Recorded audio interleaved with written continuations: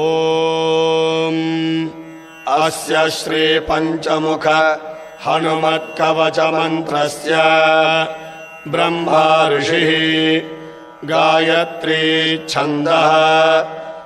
पंचमुख विराट हनुमान् देवता ह्रीं बीजं